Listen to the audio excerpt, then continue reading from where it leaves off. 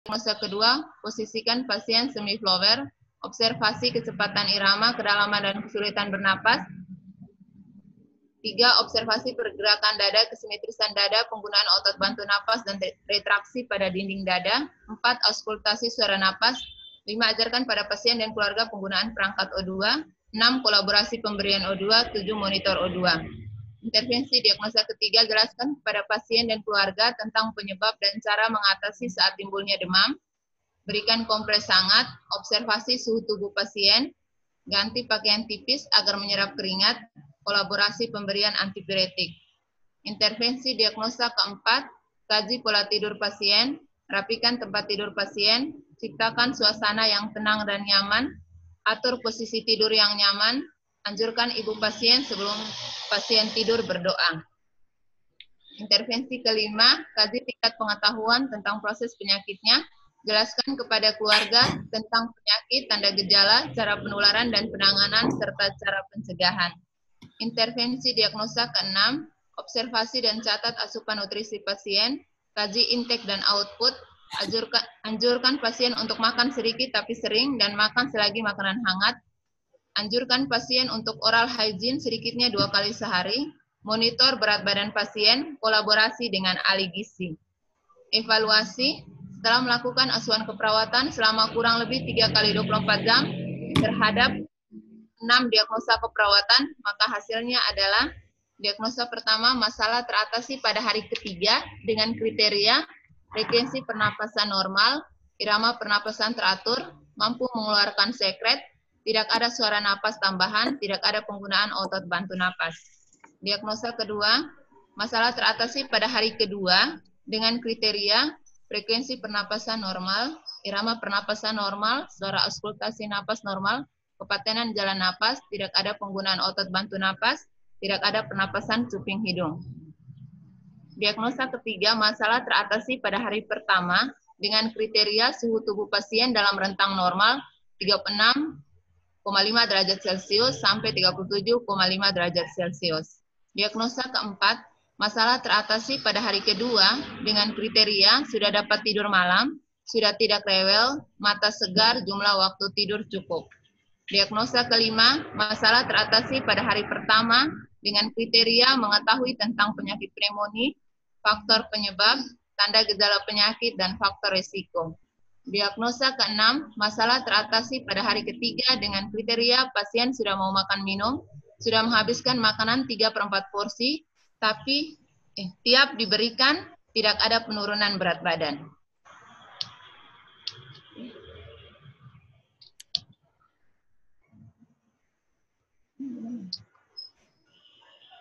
Kakak mau kasih turun? Tidak ada, tapi mau kasih turun.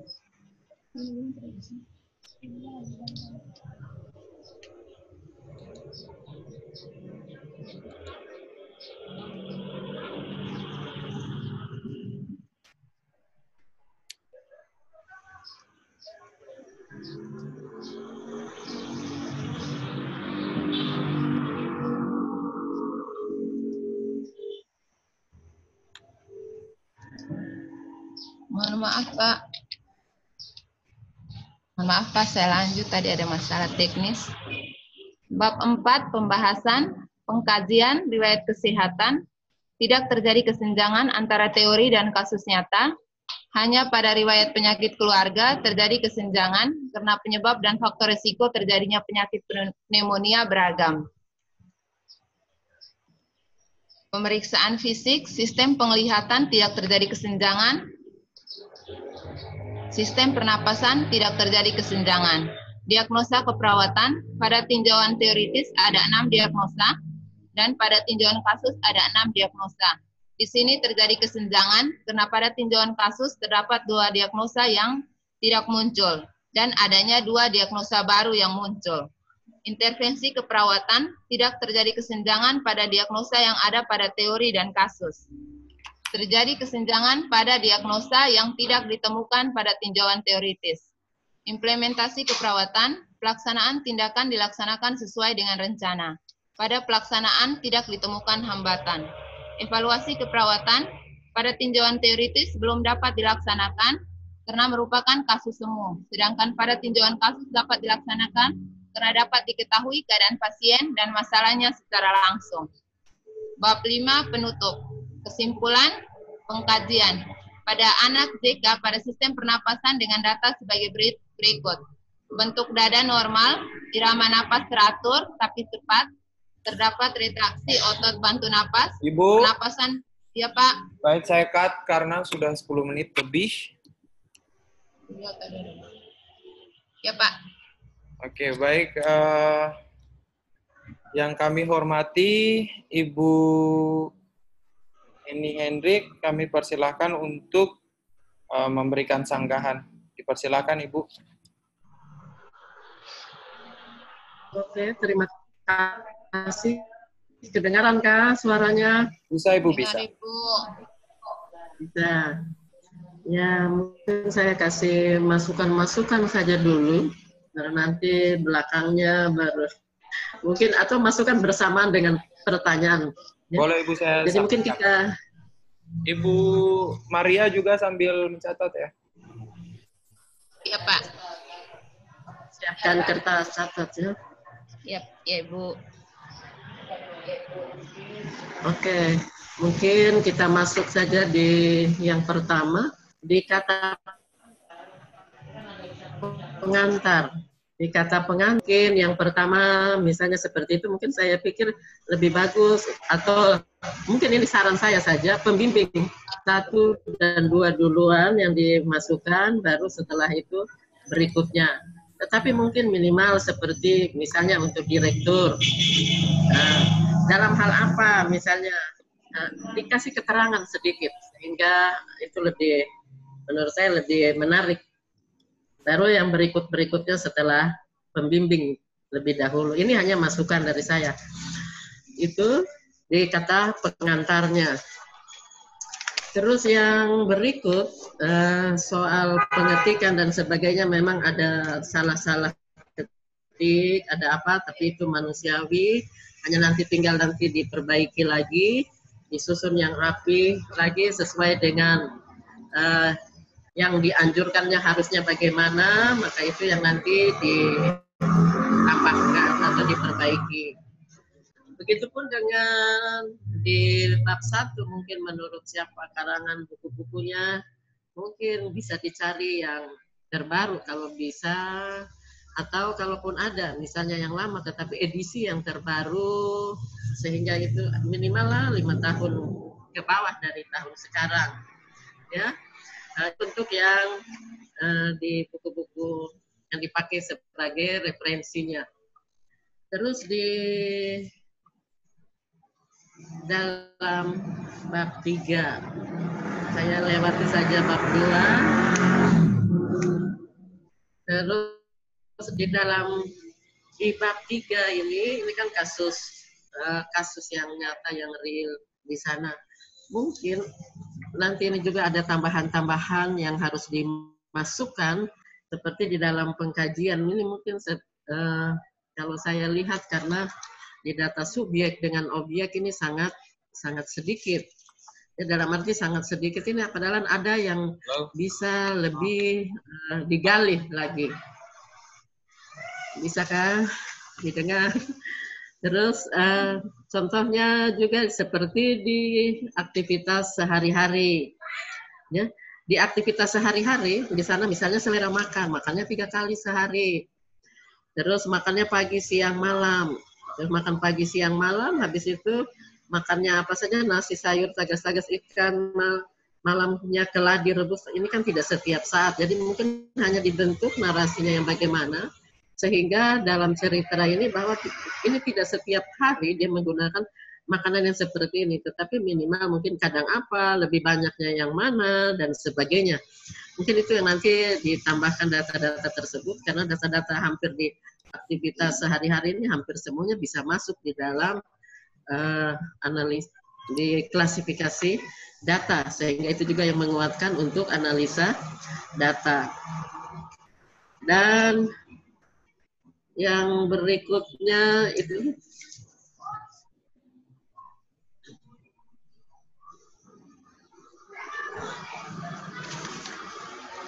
di halaman 38. Di sana ada ruang yang sangat besar habis penata laksanaan itu medis, harusnya ada tanggalnya yang harus dimasukkan, apa saja yang diberikan, terus habis itu kosong ke bawah, terus langsung diagnosa keperawatan, hanya kopnya saja di atas situ. Mungkin nanti itu yang seperti itu, kopnya itu dipindahkan ke atau langsung di bawah dari cerita penata nomor 11 ini langsung masuk C-nya, terus baru klasifikasi, atau di klasifikasinya yang ditaruh kopnya itu yang langsung di atas C-nya, sehingga dia tidak berdiri sendiri C-nya, terus langsung kosong klasifikasi data, terus tabelnya di sebelah. Sehingga tadi yang saya maksud data-data di klasifikasi ini pasti masih bisa ditambahkan, sehingga ini bisa menguatkan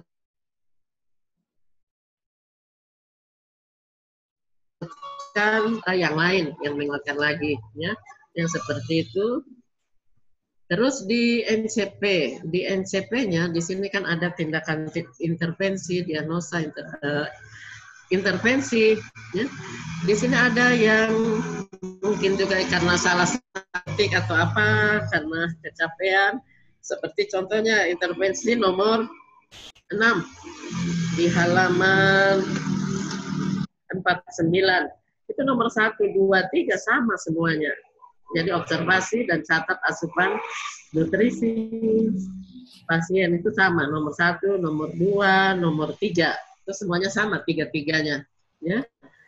Jadi nanti mungkin itu yang seperti itu yang diperbaiki, dilihat lagi kembali. Jadi kalau kita bicara intervensi, berarti kita bicara apa yang akan kita rencanakan. Apa yang akan kita rencanakan, rencana ini harus jelas, sehingga orang lain pun bisa mengerti apa yang akan dilakukan terhadap pasien tersebut. Sehingga itu yang mungkin menggunakan bahasa-bahasa yang mudah dipahami, tetapi dimengerti oleh orang yang atau teman sekerja. Nah, terus di implementasinya, ini juga apakah salah? Karena nanti dilihat di implementasinya di diagnosa 1, itu ada memberikan yang terakhir obat amoxicillin 7,5 ini maksudnya apa? Terus puyernya 2 kali 1, ya di situ. Nah ini yang nanti dilihat. Jadi kalau bicara implementasi responnya ini harusnya bisa terukur sehingga lebih jelas. Sehingga jangan sampai nanti hanya menjawab apa yang kita kerjakan, tetapi hanya dengan bahasa yang menjawab saja dari apa yang diintervensikan, ya.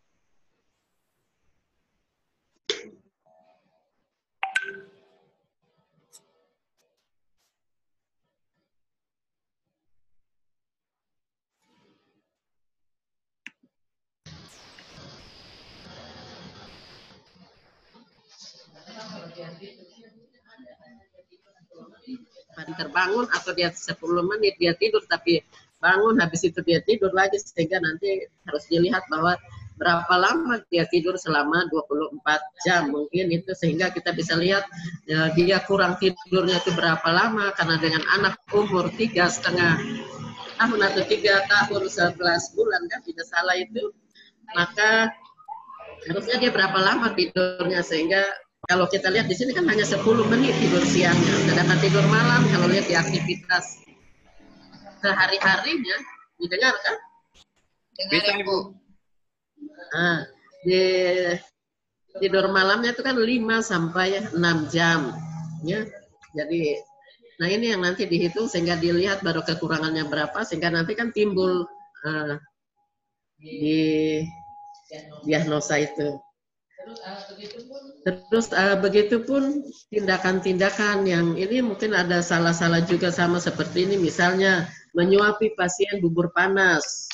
Kalau bubur panas dia gelap pula dia tuh. Jadi maksudnya bahasa-bahasa ini yang nanti diperhatikan lagi kembali, mungkin bukan bubur panas tetapi bubur hangat, kayak begitu.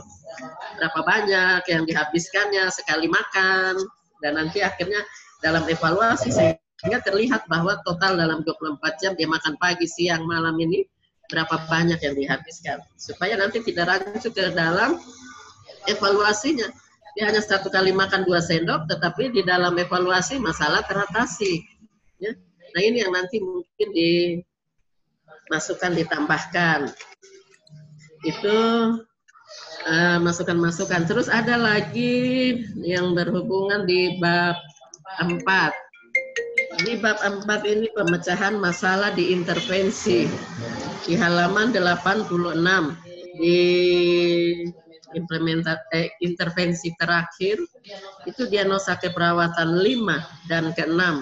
Di sana di diagnosa 5 itu sama dengan 6. Apakah tidak mungkin ada kesalahan karena isinya ini di sini sama, ya. Padahal kalau di 6 ini kan intervensinya itu ada 6 intervensi, bukan 2. Tapi di sini kan dibilang bahwa tinjauan tinnitus dan tinjauan kasus terencana 2 intervensi yang sama, di bawahnya juga sama. Sedangkan yang lainnya, kenapa? Kalau memang ini karena kita bicara pembahasan, berarti kan kita bicarakan ada perbedaan di antara kasus dengan teori.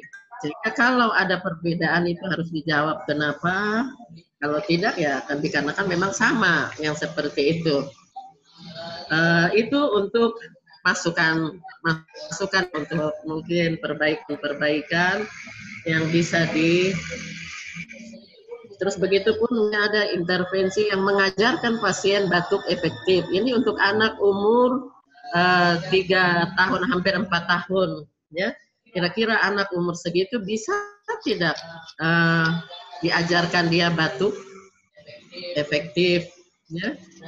Nah ini yang nanti mungkin sedikit dijelaskan untuk saya. Yang itu dulu. Yang mungkin ada yang penjelasan yang lain, nanti baru setelah itu baru mungkin ada pertanyaan. Silakan.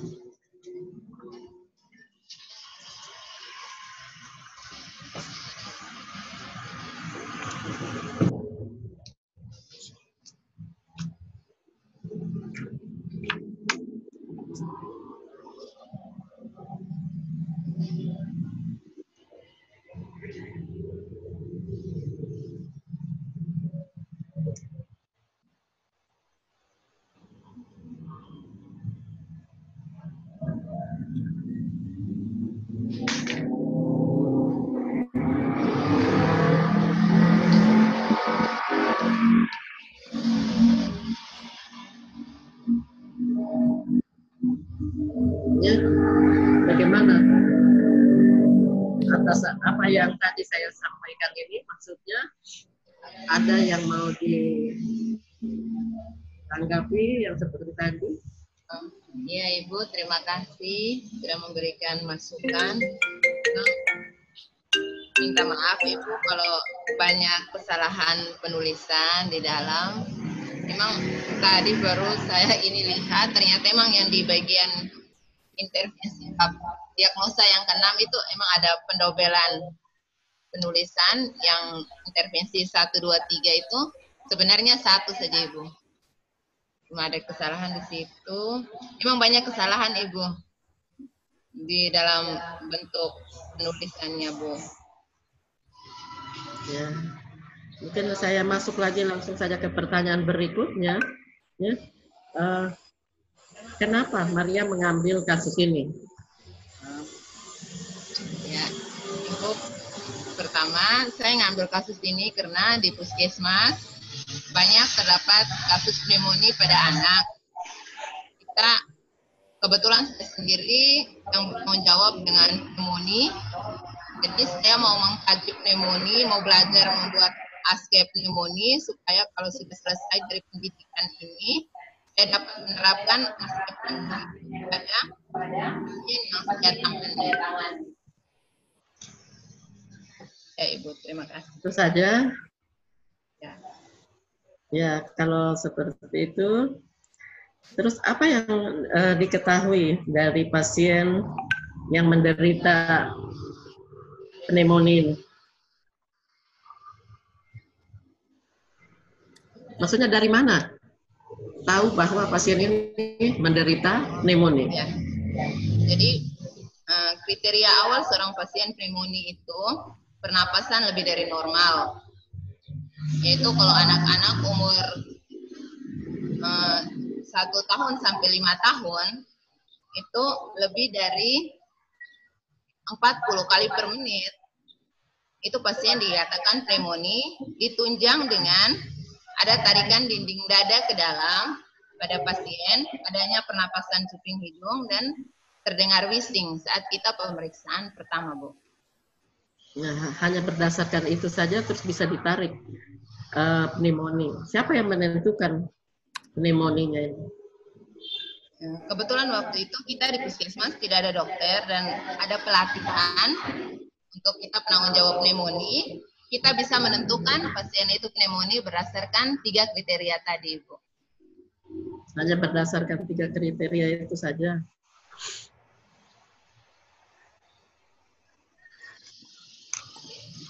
Karena kalau kita lihat di sini pemeriksaan darahnya kan hanya ada DDR, penunjangnya tidak ada yang lain-lainnya, ronsen apa semua juga tidak ada toh. Sehingga itu yang dalam penegakan diagnosa kan harusnya ada data-data penunjang yang menunjang sehingga terjadinya selain dari data yang kita lihat secara data-data fisiknya ya, yang menimbulkan gejala tadi, tanda-tanda tadi. Terus mungkin satu pertanyaan terakhir dari saya tidak lagi terlalu banyak untuk bertanya. Ya mungkin coba bagaimana di dalam intervensi ini kan ada menjelaskan kepada keluarga tentang penyakit, gejalanya, penyebabnya, cara penularannya dan penanganannya. Coba jelaskan sedikit pada saat itu apa yang disampaikan kepada keluarga tentang apa yang tadi yang berhubungan dengan intervensi tersebut. Ya, Ibu. Jadi pasien dan keluarganya ada dalam ruangan. Saya menjelaskan pakai bahasa sehari-hari. Saya menjelaskannya seperti ini, Bu. Mama, Bapak, adik ini kena pneumonia. Pneumonia itu kalau Mama dengan Bapak mungkin tidak terlalu dengar kata-kata itu, tapi pneumonia itu kayak ada begini, ada dia punya napas cepat, dia batuk, terus Mama lihat ada itu, ada turun naik, ada termasuk ke dalam itu kalau dia tarik napas. Itu yang orang bilang pneumonia. Itu dia faktor penyebabnya itu seperti ini, Mama. Jadi biasanya di rumah itu kita memasak, ada tungku, ada itu kita kasih tahu karena asap itu bisa menyebabkan dia hirup dan bisa menyebabkan dia batuk. Jadi ada itu dikasih pinggir. Terus kalau ada debu, ada itu Mama menyapu, ada dikasih pinggir dulu, bilang ada keluar dulu. Terus bapak dorang, tete dorang merokok di dalam rumah, itu minta untuk tete dorang, nenek dorang merokok di luar. Supaya jangan kena asap rokok. Itu juga salah satu faktor untuk menyebabkan pneumonia. Jadi kalau ada orang kena batuk, itu cepat bawa ke puskesmas supaya kita kasih obat. Terus ada dijemur, ditepuk-tepuk dia punya punggung. Terus ada minum ini jeruk sama kecap, dikasih minum ke adik. Begitu Mama. Dengan Bapak ya. Jadi jangan Mama dan Bapak pikiran lagi. Sebenarnya ini bisa sembuh. Yang penting bagaimana kita kasih obati. Terus besok lusa kita menjauhi lagi faktor-faktor ini supaya jangan adik kena lagi. Seperti itu.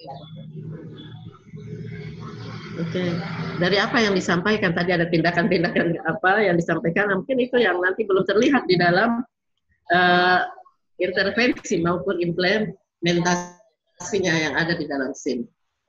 Yang seperti tadi menghindari apa itu kan belum ada di dalam ini. Dalam tadi Maria sendiri sebutkan bahwa harus menghindari asap dan sebagainya, ya.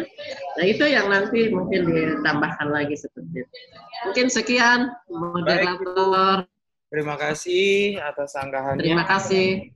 Selanjutnya saya persilakan Bapak penguji 2 untuk memberikan sanggahan, Pak. Silakan. Terima kasih Pak Alfa untuk kesempatan berikan pada saya. Selamat ya Ibu Maria sudah maju di presentasi mempertanggungjawabkan hasil tulisannya dalam karya tulis ilmiahnya. Saat ini saya mungkin to the point, sudah banyak yang tadi diulas oleh penguji 1. Terima kasih Ibu penguji sudah memberikan banyak masukan. Saya ini mungkin secara teknis saja.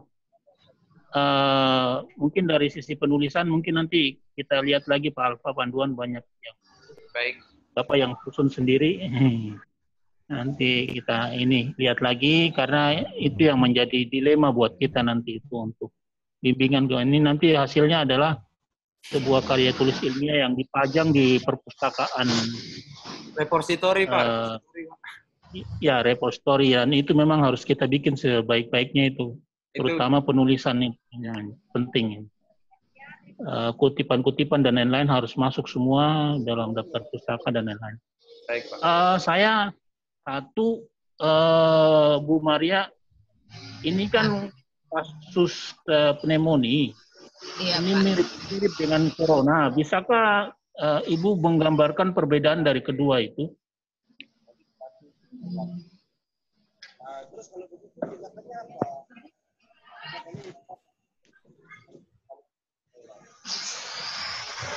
Mirip-mirip. Suaranya tidak kedengaran, Pak.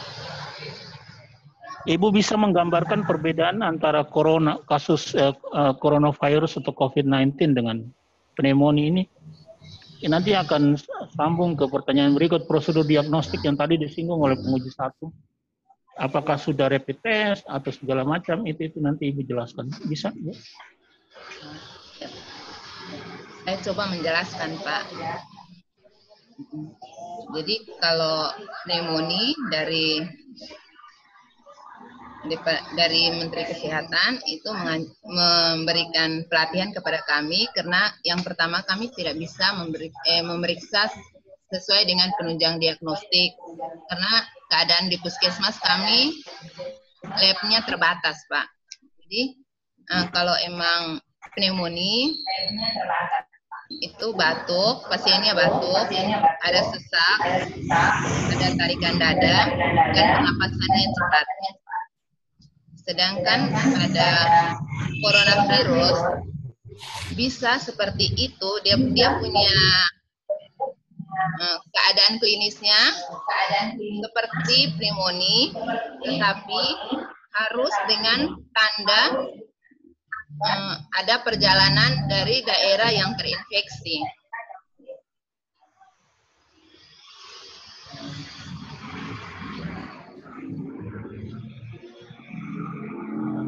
Riwayatnya bagaimana?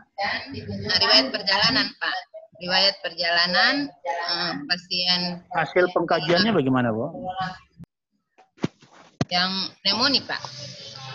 Iya, kasus ini apakah dia ada riwayat perjalanan atau tidak gitu? Tidak, jadi maksudnya tidak, Pak. Jadi yang pneumonia yang saya ambil itu dia bukan dari riwayat perjalanan, Pak. Dia di sini. Oh, ada ditulis di dalam ini pengkajiannya? Tidak, Pak. Oh ya, harus dijelaskan dulu. Karena memang mirip itu, jadi harus clear sehingga jangan nanti menimbulkan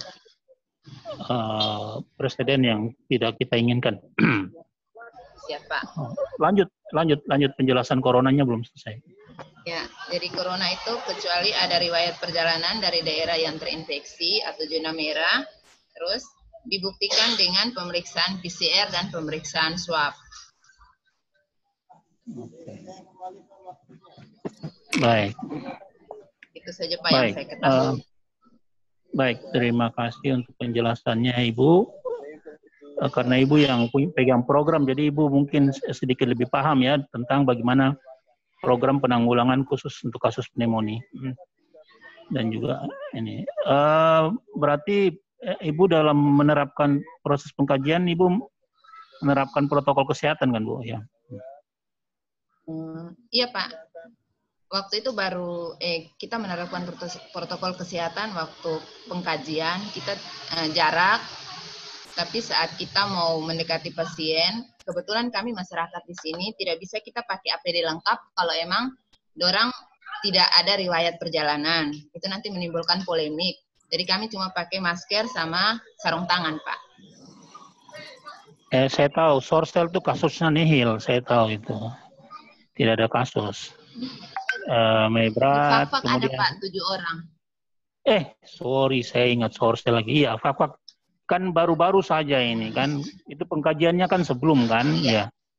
Iya, oke. Pengkajian bulan 6 sudah ada kasus 4 orang, Pak. Oh, sudah ada 4 ya? Oke, baik. Iya, Pak. Oke, baik. Ya, itu yang mungkin menjadi dasar saya untuk saya menanyakan, karena ini kasus pneumonia memang dasar mirip-mirip dengan coronavirus, jadi itu hal penting yang memang jadi warning bagi setiap petugas kesehatan, terutama perawat. Angka kasus kematian perawat meningkat, Bu, pasca perawatan pasien COVID. Ya, jadi ini juga menjadi hal penting bagi kita tenaga kesehatan khusus perawat untuk memproteksi diri dalam pendekatan. Ini konsepnya gawat darurat ini, gak ada. Diri aman, pasien aman, lingkungan aman. Itu konteksnya seperti itu. Sehingga kita harus mengkaji secara detail, Bu, ya, karena itu dasarnya ke situ. Baik, kalau tadi Ibu penguji menyinggung tentang edukasi, berarti harus ada lampiran SAP-nya, Bu, ya, nanti tolong dibikin. Siap, Pak. Ya, karena itu edukasi ya, tentang apa itu pneumonia, bagaimana penata laksanaannya, pencegahannya seperti apa, nah, itu nanti masuk di SAP, Satuan Acara Pengajaran untuk 50 menit tatap muka. Bisa ya, Bu, ya? Ya, siap, Pak. Ya, saya cukup, Pak Alfa, silakan. Baik, terima kasih Bapak untuk masukannya. Bu, Ya, Pak. saya mau kasih masukan nih. Ibu punya daftar pustaka itu tolong dilengkapi ya. Tulisan setebal itu kok daftar pustakanya sedikit sekali. Kan saya sudah ingatkan Ibu, kalau daftar pustakanya itu tolong diperbaiki sebelum ujian, tapi kok sampai sekarang nggak dibuat-buat gitu, ya? Pak, mohon saya bisa menjawab, Pak. Pak, saya sudah cari, mohon kalau emang saya salah. Saya sudah mencari setiap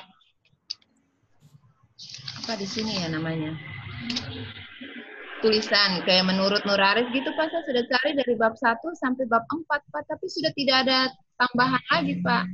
Tidak ada tambahan. Saya bingung, Pak. Iya, Pak. Soalnya kalau tulisannya setebal ini, setebal ini kalau daftar pustakanya enggak. Kalau saya hitung di sini tuh nggak ada sampai 13. Itu kayaknya nggak mungkin. Nanti kita pretelin lagi satu-satu ya. Iya, ya, Pak. Kemudian nanti saya mau tanya sama Ibu nih. Ya, Pak. Yang Ibu maksudkan di dalam pengkajian yang tidak ada masalah itu seperti apa? Coba Ibu jelaskan. Di mana, Pak?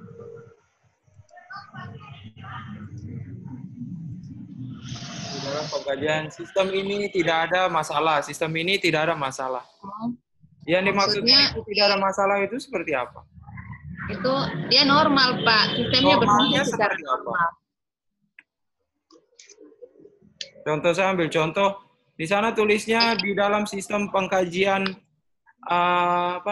endokrin tidak ada masalah. Yang dimaksudkan dengan tidak ada masalah itu apa yang tidak ada masalah?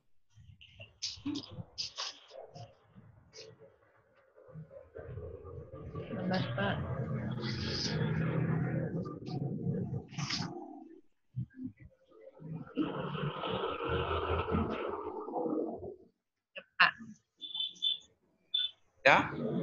Jadi menulis di sistem penglihatan dan pernapasan ya Pak ya. Iya, yang dimaksudkan dengan tidak ada masalah itu seperti apa? Penglihatan seperti mata berfungsi secara normal, dapat melihat. Terus pupilnya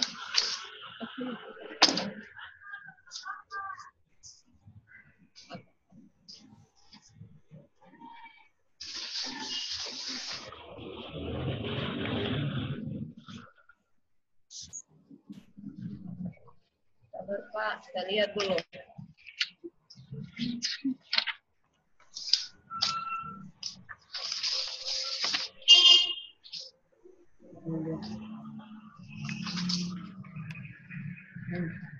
Di penglihatan kayak posisi mata pasien simetris, kelopak mata dan pergerakan mata normal, pupil pasien isokor dan tidak ada kelainan pada otot-otot mata pasien, reaksi mata terhadap cahaya baik, fungsi penglihatan baik. Seperti itu, Pak. Oke. Sekarang yang dimaksudkan dengan pupil isokor itu seperti apa?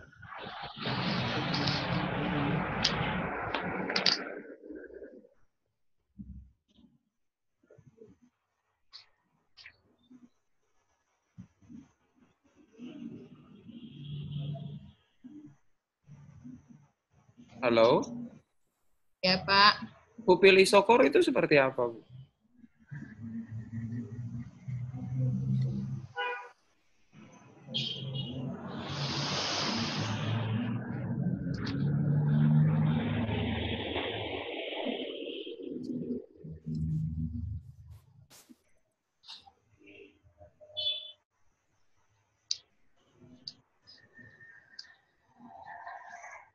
Halo? Ya, Pak. Pupil isokor itu pupil kiri dan kanannya sama, Pak. Gimana? Apanya yang sama?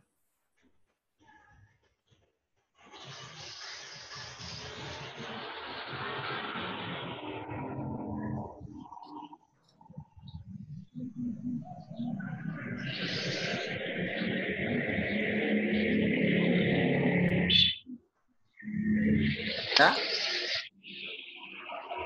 Pupilnya, Pak, yang sama. Ya. Gimana cara Ibu mengkajinya?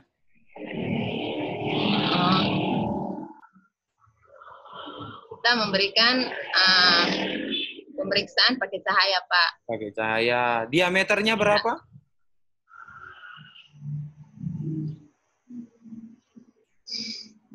Ya. 3-5, Pak. Orang mati kalau 3-5, Bu.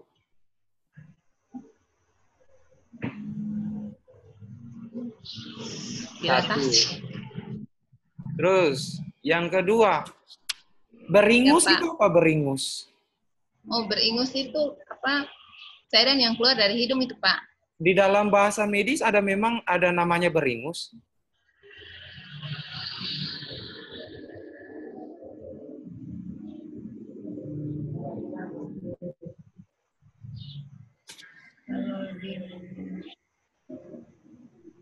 Flu, saya kurang tahu, Pak.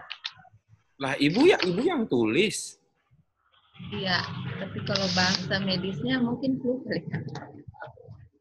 Bu, ibu nih Yep. sekarang ibu itu adalah seorang akademisi, Bu, bukan orang awam. Kalau ibu menulis beringus itu apa bedanya ibu dengan orang awam?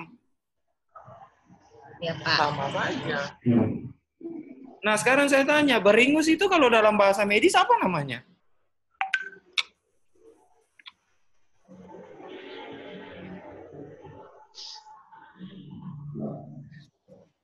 Flu, Pak. Flu itu penyakit. Flu itu apa? Nah, sekarang pertanyaannya, flu itu apa?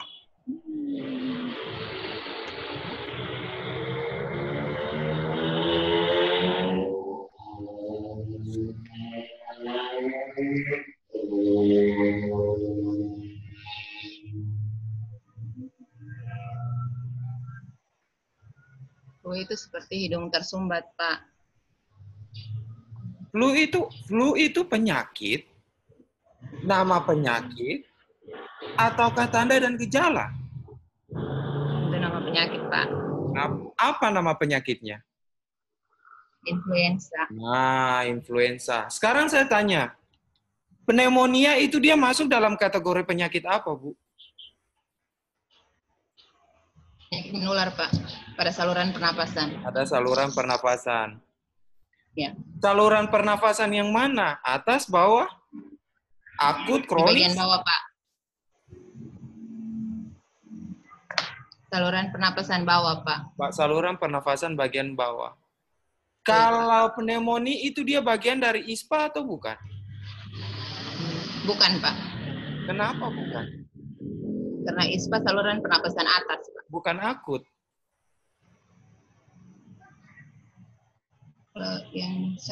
Yang saya pernah ikut kegiatan itu ISPA saluran pernapasan atas. ISPA kategori penyakitnya ada apa saja?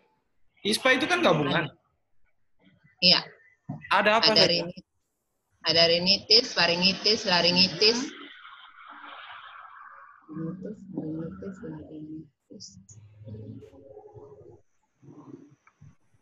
Sama ili, Pak. Sama apa? Sama ili. Apa ili? Influenza like illness. Influenza like, kalau dalam bahasa Inggrisnya bilang common flu. Nah, sekarang saya tanya sama Ibu gini. Kalau menurut yang sekarang yang dipakai betul bahwa yang tadi Ibu bilang bahwa petugas puskesmas itu dia diberikan apa namanya? Ada seperti kebijaksanaan tersendiri untuk mendiagnosa penyakit yang ringan, ya kan? Nah, sekarang Ibu mendiagnosa pasien ini adalah pneumonia, ya kan? Pneumonia berdasarkan 3 tanda yang tadi. 3 tanda Ibu sebutkan tadi kan? Ya, Pak. Nah, sekarang Ibu bilang bahwa anak ini punya respirasi rate itu sudah lebih dari 40. Nah, sekarang saya mau tanya. Memangnya anak umur 3 tahun, respirasi rate normalnya berapa sih?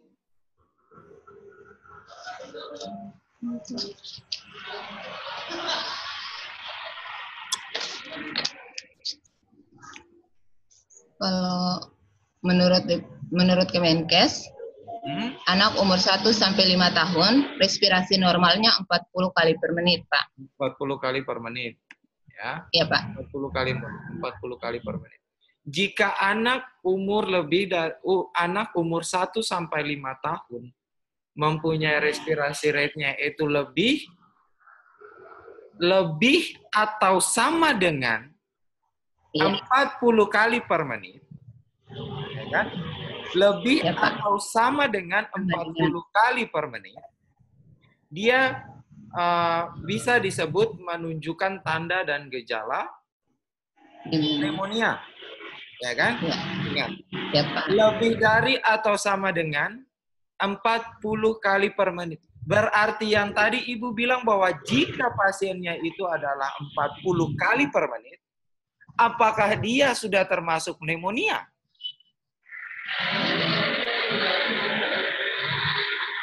Kalau kurang dari 40 menit, itu belum bisa dimasukkan dalam pneumonia. Enggak, Ibu kan tadi bilang respirasi rate menurut Kemenkes yang menurut Ibu tadi bilang itu, ya kan? Menurut Kemenkes bahwa jika respirasi rate-nya itu lebih dari 40 kali per menit, respirasi rate pada anak umur 1 sampai 5 tahun itu adalah 40 kali per menit.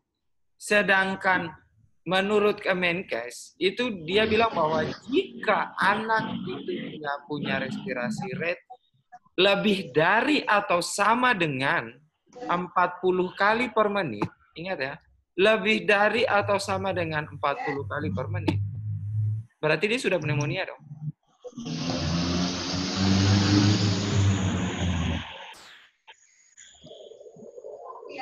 Iya nggak? Iya kan?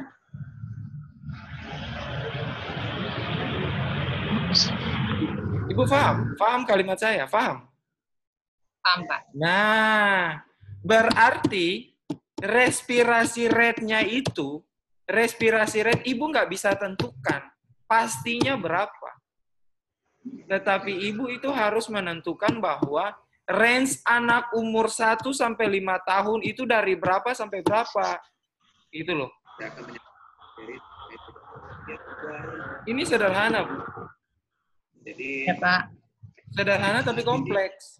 Nah, makanya saya tanya sama ibu, respirasi anak umur 1 sampai 5 tahun itu berapa sih?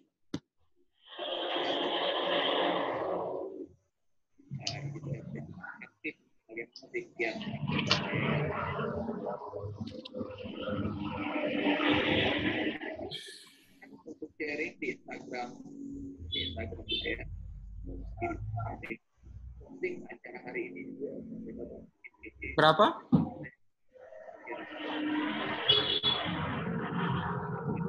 Tiga 30 sampai 40 kali per menit, Pak. Nah, respirasi rate. Ya.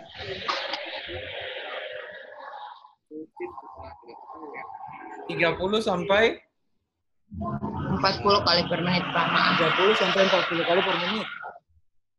Iya. Iya. Bukan 20 sampai 25 ya?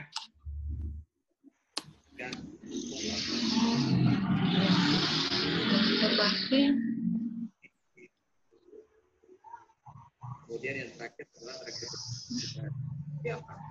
Karena anak umur 1 sampai 2 tahun itu 20 sampai 30 ibu. Dan dia akan menurun itu pada saat paru-parunya sudah mulai matang, itu sudah start usia 3 tahun. Ya. Nah, itu makanya saya bilang bahwa ini adalah dilematis ketika ada pendelegasian untuk kita perawat di puskesmas untuk harus mendiagnosa. Jadi kalau ibu mau mendiagnosa, ibu harus tahu betul. Sederhana sekali respirasi rate. Lah kalau seandainya sudah diberikan pendelegasian karena tidak ada dokter di sana, terus kemudian untuk mendiagnosa, kita diagnosa salah-salah, itu nanti kita kasih obat buat orang puana, itu nanti dong bagaimana coba? Kan ceritanya begitu. Nah, sekarang saya mau tanya sama ibu nih. Tindakan apa saja yang ibu lakukan untuk si pasiennya? Ada beberapa yang mengganjal dari saya dari tadi itu adalah mengajarkan kepada keluarga itu tentang perangkat O2.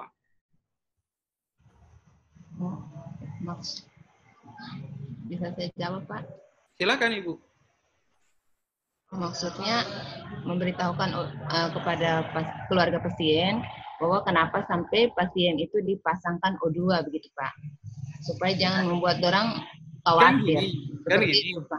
Ibu kan di situ ada dua, kalau nggak salah saya baca tadi itu ada dua. Ada memberikan edukasi tentang O2 dan memberikan edukasi tentang perangkat O2. Kalau nggak salah tadi loh. Atau kayak yang satu itu pemberian oksigen, sedangkan yang satu itu adalah memberitahukan kepada keluarga tentang perangkat O2.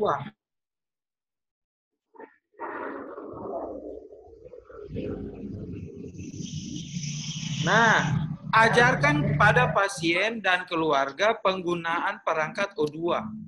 Ya, perangkat O2. Ya. Yang dimaksudkan dengan perangkat itu adalah alatnya. Maaf, Pak. Bagaimana cara menggunakannya? Nah, sekarang Ibu, soalnya enak sekali ini. Ibu pancing-pancing pertanyaan soalnya. Sekarang saya tanya sama Ibu, perangkat O2 ada apa saja? Pertama, tabung O2.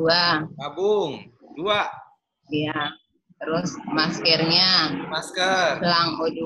Selang. Iya. Sama itu alat Alat apa? ada humidifier-nya itu, Pak. Humidifier namanya. Iya, itu. Nah, sekarang Iya. pasiennya dikasih O2.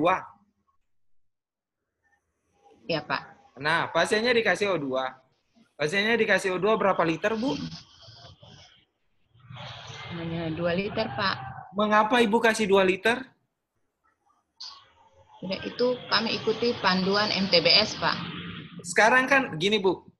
Iya, Ibu, saya ini sudah baca panduan MTBS dari semenjak saya kuliah.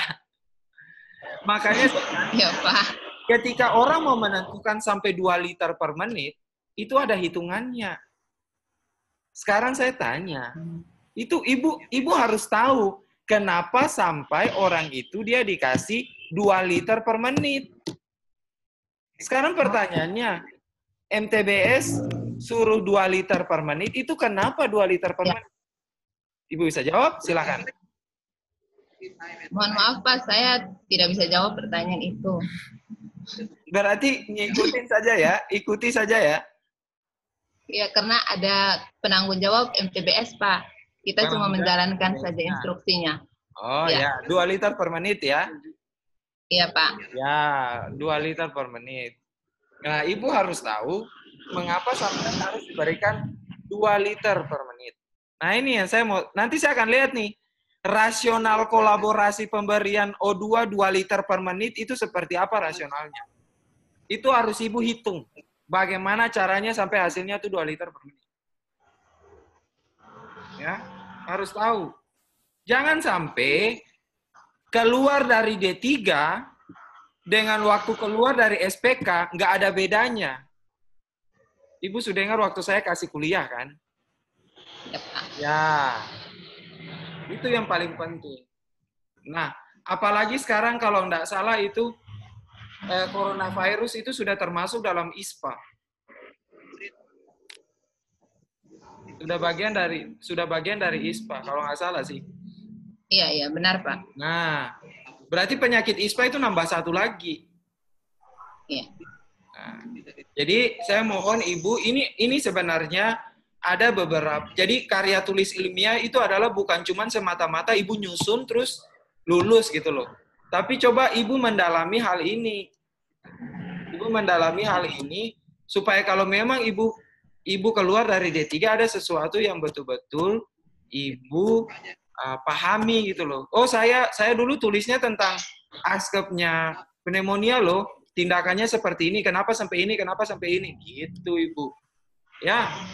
Supaya jangan sampai yang ditulis dari MTBS, apalagi MTBS-nya itu kalau nggak update, ya nanti Ibu ngikutin itu saja gitu loh. Padahal manusia ini kan makin hari makin bermutasi. Paham Ibu? Paham, Pak. Oke. Silakan Ibu leave dulu sebentar. Leave meeting, nanti Ibu masuk lagi. Kami bertiga mau diskusi. Ya. Ibu leave meeting dan Ibu keluar dari ruangan ya, soalnya Ibu Hendrik ada di situ.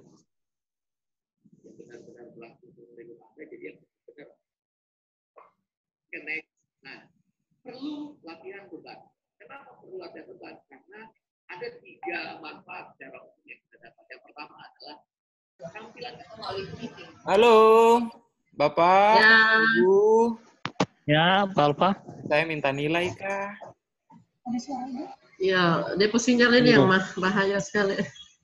WA saja, Ibu nanti saya isi di sini. Ya, nanti saya WA saja. Ya, WA angkanya saja, nanti dakungnya menyusul.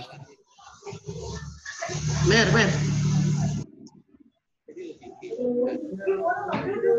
Mr. Alfa, Ya, Nomornya. Kasih masuk alfa. my marking is 79. baik Pak. Depo nomor saya tidak.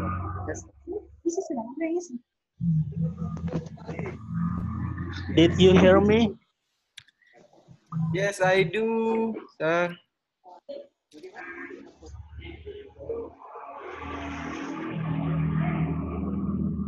Pasti sudah itu 7. Dia bisa menjawab kok. Iya, Bapak. Dia pegang program ya. Iya, Bapak. Hanya memang di penulisannya yang dia lemah. Iya, Bapak. Itu aja. Nanti kita perbaiki dia. Baik, Bapak. Ya, saya kasih dia itu sudah A ya. A. Belum, Pak, masih B. Berapa? Kalau I do 79 until 100. Ya itu 79. My point is, my marking is 79. Oh ya, sorry. Oke. Ya. Oke, Alfa. Makasih. Thank you. Ya, Bapak mau baca atau saya yang baca ininya? Lanjut. Alfa lanjut. Ya. Ma? Ya, saya ada baru mau kirim. Ketik saja berapa gitu langsung saya kirim. Oke. Ya. Masa minta tolong panggil Maria kah? Oh ya, Maria. Bu Elsa apa kabar? Oh, Elsa ada sakit perut ya, ada pulang dulu. Dia barusan ada sakit perut. Iya, Ibu. Iya, baik. Macam Pak Yoel, saya lihat ini kelihatan tambah gemuka atau Aduh, ini lagi terapi ini. Karena saya lihat pipi kembung semua jadi. Efek samping terapi, jadi kita menyesuaikan saja. Oh, terapi apa, Kak? Biasa. Baik, Bapak, Ibu. Oke. Ini juga kabar baik, sehat toh. Ya, sehat-sehat selalu. Alfa, sorry kita bicara di sini. Siap. Mohon izin Bapak Ibu, saya lanjut. Silakan. Ya, silakan. Terima kasih. Ibu Helen berdiri. Berdiri. Bagi wanita yang harus Layarnya agak dinaikin sedikit. Layar dinaikkan miring. Ini sudah selesai.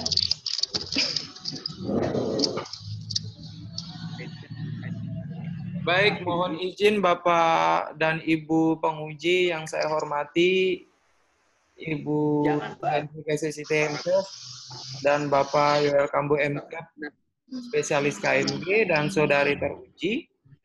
Mohon izin saya akan membacakan berita acara Panitia Ujian Karya Tulis Ilmiah perihal hasil penilaian karya tulis ilmiah jurusan keperawatan program studi diploma 3 keperawatan Poltekkes Kemenkes Sorong tahun 2020.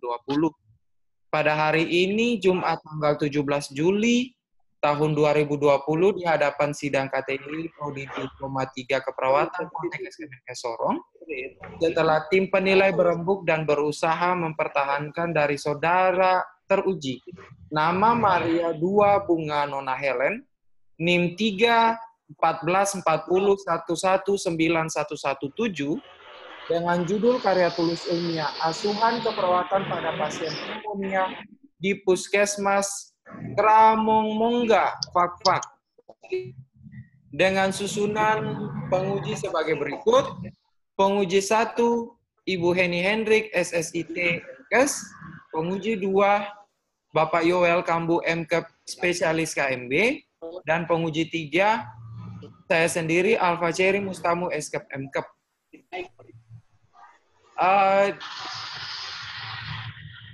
Kami menetapkan bahwa saudari teruji